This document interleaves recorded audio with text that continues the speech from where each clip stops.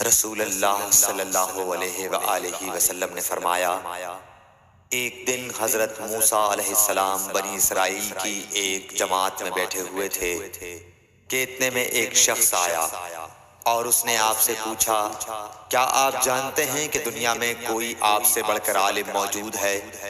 حضرت موسیٰ علیہ السلام نے فرمایا، نہیں۔ اس پر اللہ تعالیٰ نے حضرت موسیٰ علیہ السلام کے پاس وحی بھیجی کہ ہاں، ہمارا بندہ خضر ہے جس کا علم تم سے زیادہ ہے۔ حضرت موسیٰ علیہ السلام نے اللہ سے دریافت کیا کہ خضر علیہ السلام سے ملنے کی کیا صورت ہے؟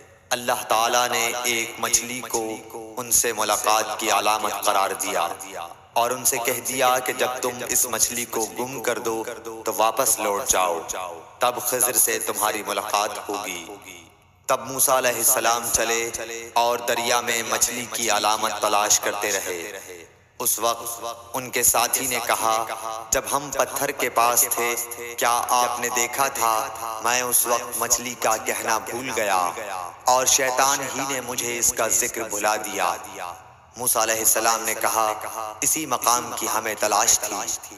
تب وہ اپنے نشانات قدم پر پچھلے پاؤں باتیں کرتے ہوئے لوٹے۔ وہاں انہوں نے خضر علیہ السلام کو پایا۔ پھر ان کا وہی قصہ ہے جو اللہ نے اپنی کتاب قرآن میں بیان کیا ہے۔ صحیح بخاری حدیث نمبر 74۔